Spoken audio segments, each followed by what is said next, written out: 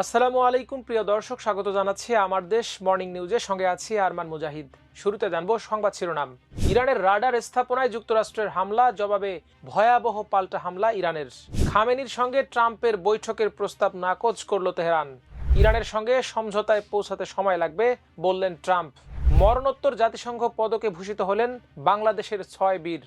মধ্যরাতে শাহজালাল বিমানবন্দরের কার্গো ভিলেজে আবারও আগুন, তদন্তে কমিটি গঠন। সকালেই প্রাথমিক প্রতিবেদন দিতে বলেছেন প্রতিমন্ত্রী। তপুর জাদুতে ইউরোপে বাংলাদেশের 2-1 গোলের রেকর্ড জয়। দর্শক, এতক্ষণ শুনছিলেন সংবাদ শিরোনাম, এবার বিস্তারিত। হামলা পাল্টা হামলায় আবারও যুদ্ধের ভয়াবহতার দিকে হাঁটছে যুক্তরাষ্ট্র ও ইরান। শনিবার মার্কিন বাহিনী ইরানের উপকূলীয় রাডার স্থাপনায় হামলা করেছে। এর আগে মার্কিন বাহিনী হরমুজ প্রণালীর দিকে ছোড়া ইরানের 4টি ড্রোন ভূপাতিত করে। মার্কিন সেন্ট্রাল কমান্ড জানিয়েছে তারা হরমুজ প্রণালীতে থাকা ইরানের গরুক ও কেশম দ্বীপের নজরদারি স্থাপনায় এই হামলা চালিয়েছে। মার্কিন সূত্র জানিয়েছে ইরানের ড্রোনগুলো এই অঞ্চলের জাহাজ চলাচলকে লক্ষ্য করে পাঠানো হয়েছিল। মার্কিন ইরান যুদ্ধ শুরু হওয়ার আগে হরমুজ প্রণালী দিয়ে বিশ্বের মোট তেলের প্রায় 1/5 পরিবহন হতো। ইরান এখন প্রণালীটি কার্যত বন্ধ রেখেছে। এদিকে মার্কিন হামলার জবাবে কুয়েত ও বাহরাইনে অবস্থিত যুক্তরাষ্ট্রের ঘাঁটিতে ইরান 7টি ব্যালিস্টিক ক্ষেপণাস্ত্র ছুড়েছে। ইরানি রাডার সাইটগুলোতে মার্কিন সামরিক বাহিনীর হামলার মাত্র কয়েক ঘন্টা পরই তেহরান এই ক্ষেপণাস্ত্রগুলো উৎক্ষেপণ করে। ইরানের Islamic revolutionary guards corps IRGC জানিয়েছে তারা মধ্যপ্রাচ্যে অবস্থিত শত্রু ঘাঁটিতে হামলা চালিয়েছে। ইরানের আধা সরকারি বার্তা সংস্থা তাসনিম নিউজ এজেন্সি এ তথ্য নিশ্চিত করেছে। IRGC এক বিবৃতিতে জানিয়েছে তারা এই অঞ্চলের বিভিন্ন শত্রু ঘাঁটিতে অ্যারোস্পেস মিসাইল বা মহাকাশ ও আকাশ প্রতিরক্ষা বাহিনীর ক্ষেপণাস্ত্র দিয়ে নিখুঁত আঘাত এনেছে। বিবৃতিতে IRGC আরও উল্লেখ করেছে হরমুজ প্রণালীর কৌশলগত এলাকায় অবস্থিত ইরানি শহর সিরিক এবং কেশম দ্বীপে মার্কিন সামরিক বাহিনীর আগ্রাসনের জবাব দিতেই এই পাল্টা হামলা চালানো হয়েছে। মার্কিন প্রেসিডেন্ট ডোনাল্ড ট্রাম্প ইরানের সর্বোচ্চ নেতা মোস্তফা খামেনির সঙ্গে বৈঠকের আগ্রহ প্রকাশ করলেও সেই সম্ভাবনাকে বাস্তবসম্মত নয় বলে মন্তব্য করেছে তেহরান। ইরানের পররাষ্ট্রমন্ত্রী আব্বাস আরাকচি ট্রাম্পের এমন প্রস্তাবকে অবাস্তব বলে অভিহিত করেছেন। সম্প্রতি নিউ ইয়র্ক পোস্টকে দেয়া এক সাক্ষাৎকারে ট্রাম্প বলেন, সুযোগ তৈরি হলে তিনি মোস্তফা খামেনির সঙ্গে সাক্ষাৎ করতে আগ্রহী। তিনি বলেছিলেন, হ্যাঁ, আমি তার সঙ্গে দেখা করতে চাই। পরিস্থিতির অগ্রগতির ওপর নির্ভর করে ভবিষ্যতে এমন বৈঠক হতে পারে বলেও ইঙ্গিত দেন তিনি। তবে স্থানীয় সময় বৃহস্পতিবার রাতে লেবাননের টেলিভিশন চ্যানেল আল মাদাইনকে দেয়া এক সাক্ষাৎকারে ইরানের পররাষ্ট্রমন্ত্রী এই সম্ভাবনাকে সরাসরি নাকচ করেন। আরাকচি বলেন, আমি একটি প্রতিবেদন দেখেছি যেখানে বলা হয়েছিল ট্রাম্প বৈঠকের জন্য প্রস্তাব বা একটি বৈঠক করতে চান। আমি মনে করি আমাদের বাস্তববাদী হওয়া উচিত এবং বাস্তব জগতেই চিন্তা করা ও বসবাস করা উচিত।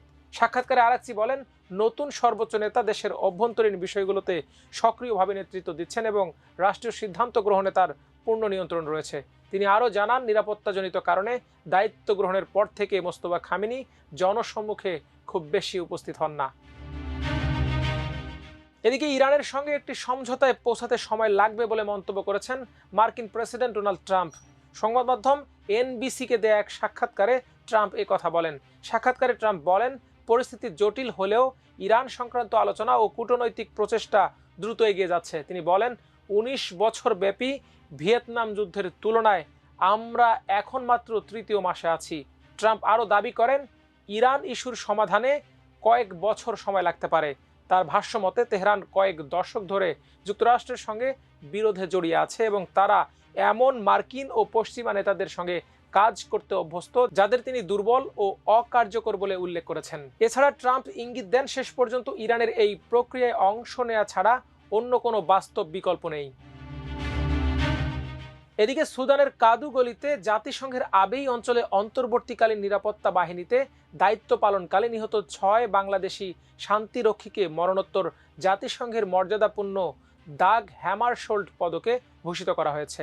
স্থানীয় সময় শুক্রবার নিউ ইয়র্কে জাতিসংঘ সদর দপ্তরে আন্তর্জাতিক জাতিসংঘ শান্তিরক্ষী দিবস উপলক্ষে আয়োজিত এক অনুষ্ঠানে তাদের এ সম্মাননা প্রদান করা হয়। জাতিসংঘ মহাসচিব অ্যান্তনিও গুতেরেস নিহত শান্তিরক্ষীদের পদকগুলো জাতিসংঘে বাংলাদেশের স্থায়ী প্রতিনিধি রাষ্ট্রদূত সালাউদ্দিন নোমান চৌধুরীর হাতে তুলে দেন।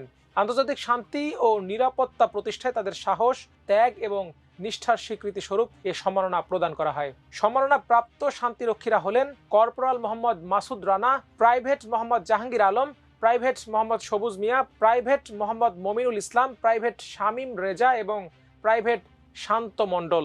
তারা 2025 সালের 13 ডিসেম্বর জাতিসংঘের পতাকা তলে দায়িত্ব পালনকালে এক ড্রোন হামলায় নিহত হন।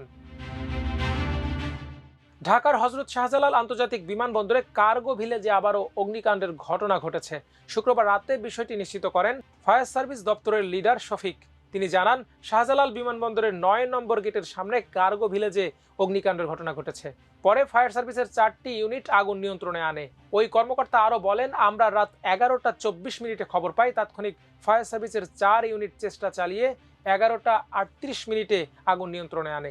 তবে কিভাবে আগুন লেগেছে সে বিষয়ে তাৎক্ষণিক বিস্তারিত কিছু জানাতে পারেননি তিনি।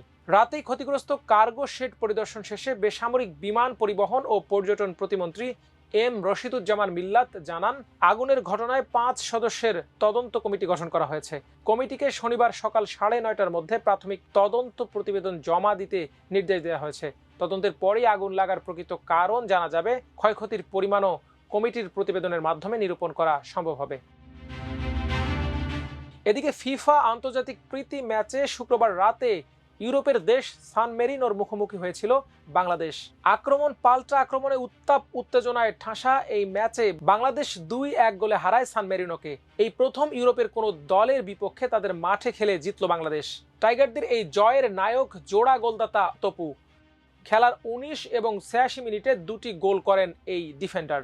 এতে জয় দিয়ে নতুন অধ্যায় সূচনা হলো কোচ থমাস ডুলির। প্রধান কোচের দায়িত্ব নিয়ে প্রথম অ্যাসাইনমেন্টেই বাংলাদেশকে জয় এনে দিলেন জার্মান বংশোদ্ভূত যুক্তরাষ্ট্রের সাবেক এই ফুটবলার। সান মেরিনোর বিপক্ষে ম্যাচের কিক অফের পর নিজেদের গুছিয়ে নিতে কিছুটা সময় নেয় বাংলাদেশ। তবে গোল পেতে দেরি হয়নি তাদের। 19 মিনিটেই বাংলাদেশকে আনন্দের উপলক্ষ এনে দেন তপু। হামজা চৌধুরীর ফ্রি কিক থেকে শেখ মোরসালিন ডান প্রান্ত দিয়ে ক্রস দেন। হেডে বল জালে পাঠান তপু। সঙ্গে সঙ্গে গ্যালারিতে থাকা প্রবাসী বাংলাদেশিদের মধ্যে উচ্ছ্বাস ছড়িয়ে পড়ে। তবে বেশিক্ষণ স্থায়ী হয়নি এই আনন্দ। 31 মিনিটেই ম্যাচে ফেরে সান মেরিনো। রক্ষণভাগের ভুল আর মিতুল মারমার অদক্ষতায় গোল হজম করে বাংলাদেশ। ফলে 1-1 সমতায় বিরতিতে যায় সান মেরিনো। তবে পরের অর্ধে খেলতে নেমে শুরুতেই এগিয়ে যেতে পারত ডুলির দল। ক্রস পেলেও গোল মুখ থেকে গোল করতে পারেননি সোহেল রানা। গোল মিস করেছেন ফাহিমও।